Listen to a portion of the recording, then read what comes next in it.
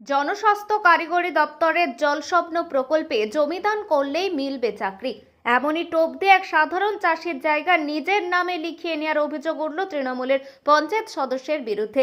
এই ঘটনায় পোল ১ পঞ্চায়েতের সুলুট এলাকায় শোরগোল পড়েছে। সুলুটের বাসিন্দা শেখ সারাফত আলীর অভিযোগ, তার সঙ্গে প্রতারণা করেছেন ওই পঞ্চায়েত সদস্য। এ ব্যাপারে তিনি পঞ্চায়েত প্রধান, খানাকুল থানার ওসি, হুগলি গ্রামীণ পুলিশ সুপারের কাছে লিখিত অভিযোগ করেছেন। জানা গেছে, সুলুটে শেখ সারাফত আলীর 10 শতক ভিটে রয়েছে। তারই মধ্যে বাড়ির সামনের অংশে 3 শতক জায়গা আছে। স্থানীয় পঞ্চায়েত সদস্য শেখ রাকিবুল ইসলাম তাদের বোঝান যে ওই জায়গা পিএইচকে দান করলে পরিবারের একজনের চাকরি হবে। সেই কারণে সারাফত আলী জায়গা দিতে রাজি হয়ে যান। এরপরেই তাকে জায়গার দলিলে সই করিয়ে নেওয়া হয়। যদিও দলিলের কাগজ থেকে তারা জানতে পারেন যে ওই জায়গা পঞ্চায়েত সদস্য নিজের নামে করে নিয়েছে। এ নিয়ে বলতে গেলে তাদের বোঝানো হয় যে চাকরি হয়ে যাবে। এ কথা কারো কাছে প্রকাশ করলে সরকার আর চাকরি দেবে না। যদিও 3 মাস কেটে গেলেও কোনো চাকরি হয়নি। এরপর বিষয়টি জানতে গেলে তাদের হুমকি ধমকি দেওয়া হচ্ছে বলে অভিযোগ। তারপরে এ বিষয়ে তারা প্রশাসন ও পুলিশের দ্বারস্থ হয়েছেন। জানা গেছে, সারাফত আলীর পাড়াতেই পঞ্চায়েত সদস্য রাকিবুলের অট্টালিকা সহ বাড়ি রয়েছে। সারাফতের স্ত্রী রকেয়া বেগমের অভিযোগ, পাড়ার ছেলে যে এভাবে ঠকিয়ে জায়গা হাতিয়ে নেবে তা কোনোভাবেই টের পাননি। তার অসুস্থ স্বামী কোনো রকমে ভাগে চাষ করে সংসার চালান। ছেলে মেয়েকে মানুষ করতে হবে, তাই ভেবেছিলেন যে চাকরিটা পেলে সংসারে সুরাহা হবে। যদিও এখন তাদের সর্বনাশ হয়ে গেল। যদিও অভিযুক্ত পঞ্চায়েত সদস্যের দাবি, তিনি ওদের জায়গাটি কেনার জন্য প্রস্তাব দিয়েছিলেন। ওদের টাকার প্রয়োজন ছিল বলে তারা প্রস্তাবে রাজি হয়ে যান। জায়গা বাবদ 1 লক্ষ টাকাও নিয়েছে। টাকা নেওয়ার ভিডিও ফুটেজও রয়েছে।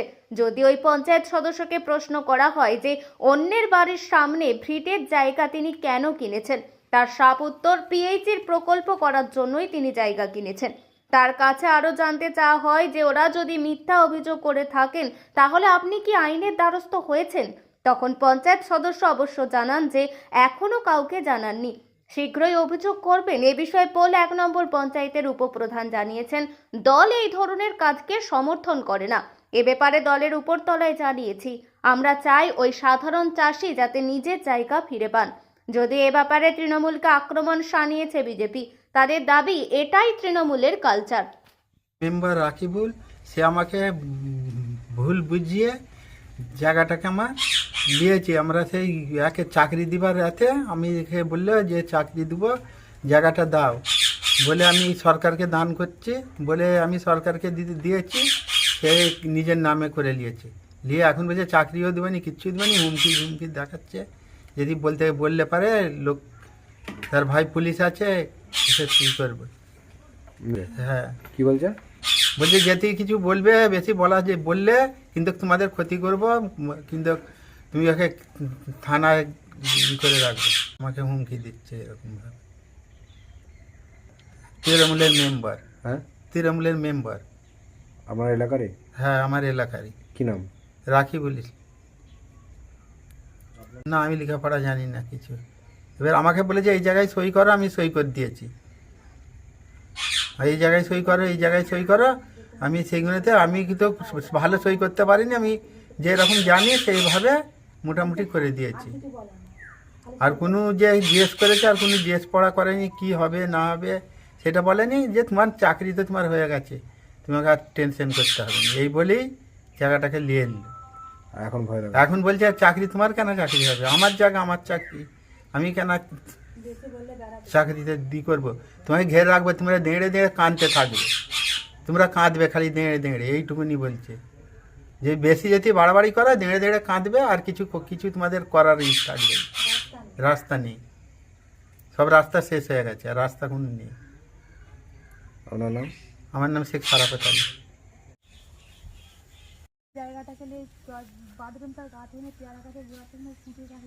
প্রথম হচ্ছে অভিযোগটা পুরোটাই মিথ্যে।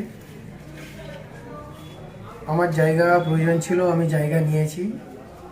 কেনার জন্য প্রস্তাব পাঠিয়েছিলাম যে আমার জায়গা লাগবে, অন্য ব্যক্তির মারফতে উনি রাজি হয়েছে, এবং ওনার যেই টাকাতে রাজি হয়েছিল আমি দেখলাম হ্যাঁ এই টাকাতে আমার কেনার সামর্থ্য আছে, আমি সেই টাকায় জায়গাটা কিনেছি। এবং কেনার সঙ্গে আমার রেজিস্ট্রি রেকর্ড সব কিছু হয়ে গেছে ক্লিয়ার, এবং এখন যখন আমি নিয়েছি তখন আমি যে কী বিষয় পারপাসে নিচ্ছি আমি কাউকে বলিনি, যেমন কী ওখানে কী করবো, ঘর করবো কি থাকবো সেটা আমার পার্সোনাল। তো ওনারা দাবি করেছে যে আমার থেকে যে জোর করে লিখে নিয়েছে, আমাকে পঞ্চায়েতের প্রধানকে উনি লিখিত দিয়েছে যে আমাকে কোনো টাকা দেওয়া হয়নি। আমার কাছে সমস্ত ডকুমেন্টস আছে, আমি টাকা দিয়েছি, বাড়িতে এসে টাকা নিয়ে গেছে, টাকা যে দিয়েছি তার প্রমাণগুলো আমার কাছে রেখেছি। হ্যাঁ, পিএইচি প্রকল্পের জন্য নিয়েছিলাম। আমি ওনাকে এটা বলিনি যে আমি পিএইচি প্রকল্পের জন্য নিচ্ছি, আমি আমার পার্সোনাল কাজের জন্য দাবি করেছি যে আমাকে আমার জায়গা লাগবে, আপনি যদি বিক্রি করতে ইচ্ছুক হন করবেন। তো উনি টাকার বিনিময়ে জায়গা বিক্রি করেছে, করার পরে আমি আধিকারিককে নিয়ে এসে জায়গা যখন দেখাচ্ছি তখন উনি এবারে বলছে যে তাহলে তো জায়গাটা তুমি এরকম চাকরি পেয়ে যাবে। আমি জায়গা কিনেছি, কিনে আমি সেখানটায় চাকরি পাবো কি সেটা তো আমার পার্সোনাল ব্যাপার টোটালটাই।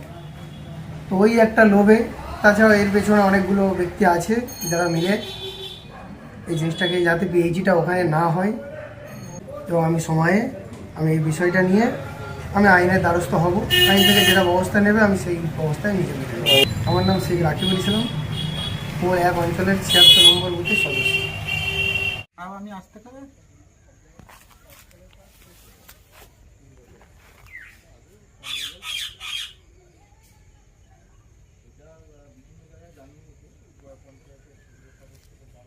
পোল পঞ্চায়েতের টিএমসির মেম্বার শেখ রাকিবুল ইসলাম আমাকে বলেছিল যে ভাবি তুমি তো খুব গরিব অসহায়, তাহলে তুমি সরকারকে পিএইচকে দান করলে তাহলে তোমাকে একটা চাকরি দেওয়া হবে, তা তুমি সেই বিনিময়ে জায়গা দিতে পারবে, আমি তোমার কাছে এসেছি, তুমি দিবে।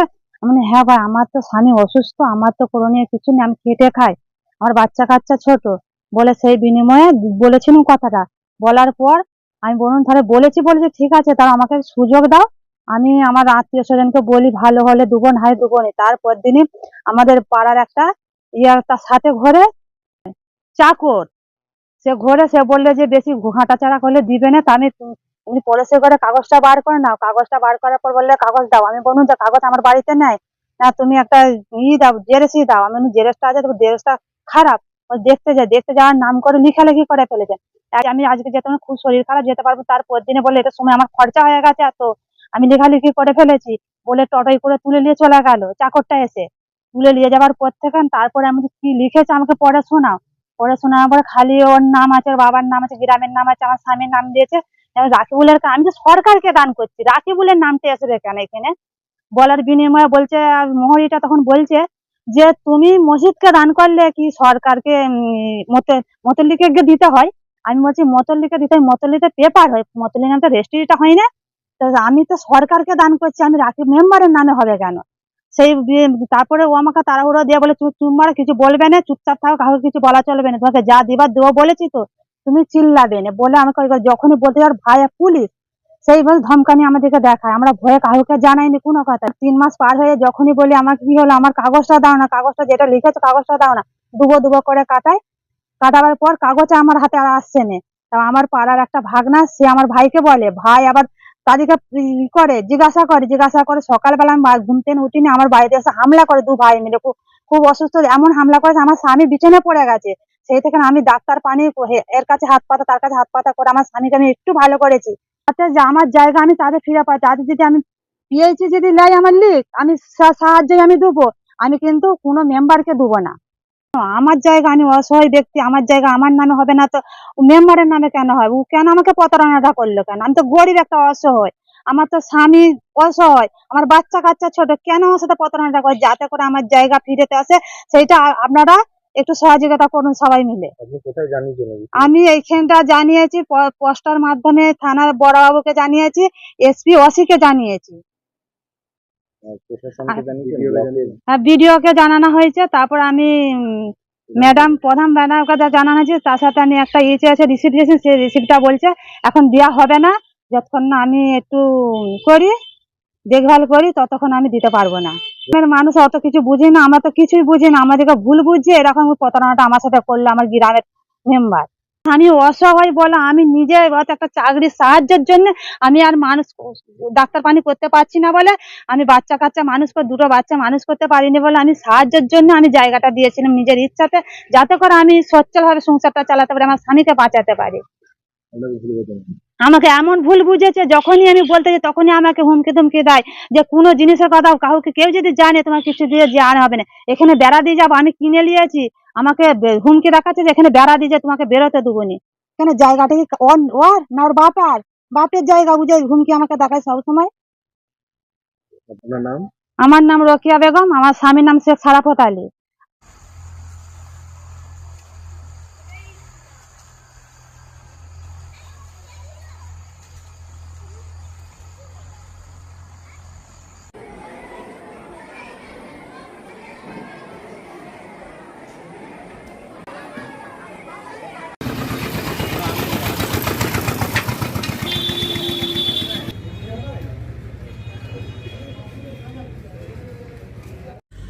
খানাকুলে যে ঘটনাটা ঘটেছে এটা তো তৃণমূল কংগ্রেসের কালচার। আমরা এর আগেও অনেকবার দেখেছি, গোটা পশ্চিমবঙ্গের ক্ষেত্রে দেখেছি। তো সেখানে পিএইচির কাজ দেবার নাম করে যে জায়গা দাও কাজ দেবো, সেই জায়গাটা তৃণমূল কংগ্রেসের পঞ্চায়েত সদস্য তার নিজের নামে লিখিয়ে নিয়ে তার কাকাকে সর্বশান্ত করছে। এটা পুরো দোগলাবাজি চলছে। এটা সরকার চলছে নাকি? সরকারের সহায়তায় থেকে কিছু ব্যক্তি, অসাধু ব্যক্তি তৃণমূল কংগ্রেসের চাদর গোটা গায়ে জড়িয়ে নিয়ে তৃণমূল কংগ্রেসের সার্টিফিকেটটা নিজের হাতে নিয়ে আগাগোড়া দুর্নীতি করছে এবং সাধারণ মানুষকে সর্বশান্ত করছে। এইসব নেতাদের ইমিডিয়েট পুলিশ ইনভেস্টিগেশন করে অ্যারেস্ট করে এদের সাজা দেওয়া দরকার আছে। ঘটনাটা বলতে গেলে একটা অভিযোগ, কালকে পঞ্চায়েতে ছিলাম, সেই মুহূর্তে একজন মহিলা আসলো কাঁদতে কাঁদতে, তখন জিজ্ঞাসা করলাম, তিনি তখন বললো যে এই ব্যাপার দাদা। মানে কি ব্যাপার বলুন? যেহেতু চারিদিকে এখন পিএইচির যে প্রজেক্ট চলছে, তো সেই ক্ষেত্রে পিএইচি প্রজেক্ট করতে গেলে এক একটা অঞ্চল বা জিপিতে বলুন 3 থেকে 4টি লোকেশন লাগে, মানে জায়গা লাগে সেখানে ট্যাঙ্ক করার জন্য।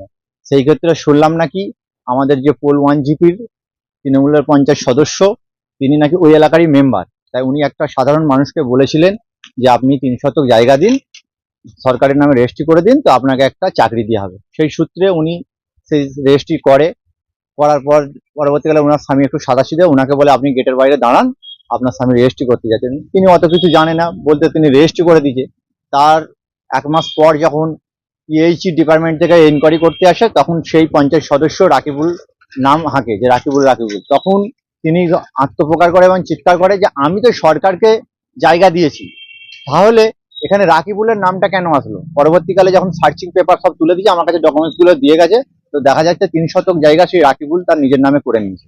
এবার কিভাবে করলো, কি বলে করলো, সেটা তো তদন্ত সাপেক্ষ ব্যাপার, তদন্ততেই জানা যাবে। কিন্তু এই ধরনের আমাদের দল নেত্রী মমতা বন্দ্যোপাধ্যায় কোনোদিনই চায়নি যে মানুষের জমিকে চিট করে আত্মসমর্পণ করে নিজের নামে করে নিয়ে সেখানে আমি চাকরি করব। তো আমি দলে যেখানে জানাবো এবং প্রশাসনিকভাবেও আমি জানিয়েছি যাতে সঠিক তদন্তটা করা হোক এবং সেই মানুষটা যেন ন্যায় বিচার পায়। কেন একটা পিএইচি একটা এত বড় প্রজেক্ট, তাই একটা মানুষে একটা প্রতিনিধির জন্য সেই প্রজেক্ট বন্ধ হয়ে যাক, এটা আমরা চাইনি। এবং ওই যে সাধারণ মানুষ, সেও যেন ন্যায় বিচার পায়। কেন এই ধরনের করলো? কেন আমাদের নেত্রী মমতা বন্দ্যোপাধ্যায় সবসময় বলেছেন সাধারণ মানুষের কাছে থাকার জন্য।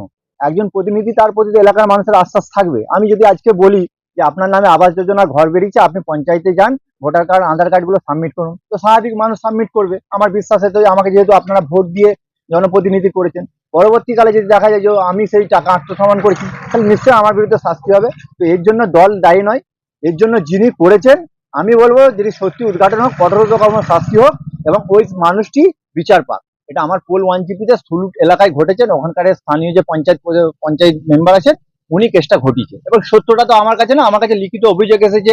সত্যি দেখলাম যে তার নামে 3 শতক জায়গা রেকর্ড হয়ে গেছে এবং তার মাত্র 10 শতক জায়গা ছিল। তো একটা মানুষ তার 10 শতক জায়গার মধ্যে ওই ডেটেই 3 শতক তার রেজিস্ট্রি করে দেবে না, বিক্রি করবে না?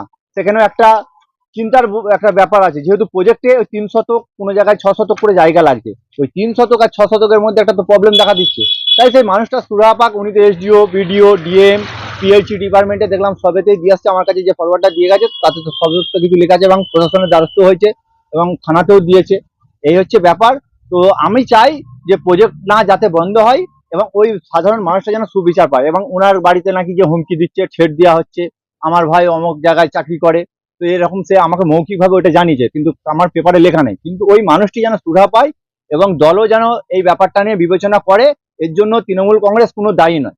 ইনি যে স্পেসিফিক যিনি করেছে উনি দায়ী এবং উনি শাস্তি পাবে, এটুকু আমি আশা দায়িত্ব নিয়ে বলতে পারি। কেন মমতা বন্দ্যোপাধ্যায় সবসময় সাধারণ মানুষের পাশে থাকেন এবং আছেন এবং ভবিষ্যতেও থাকবেন। যিনি দোষী উনি শাস্তি পান, এটা আমার বক্তব্য। আমি একজন কোলা গ্রাম পঞ্চায়েতের উপপ্রধান শেখ সাবির আলী।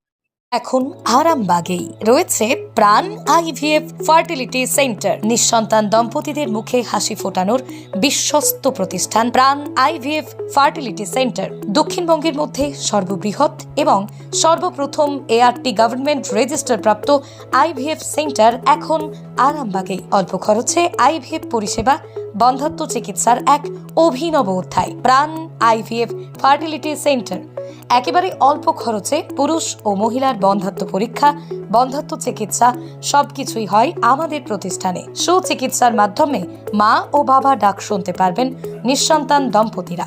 তাহলে আর দেরি কেন? আজই যোগাযোগ করুন প্রাণ আইভিএফ ফার্টিলিটি সেন্টারে। ঠিকানা বসন্তপুর, আমতলা, 2 নম্বর রেলগেট, আরামবাগ, হুগলি। যোগাযোগ নম্বর 7865858781 অথবা যোগাযোগ করুন 7908098172 এই নম্বরে।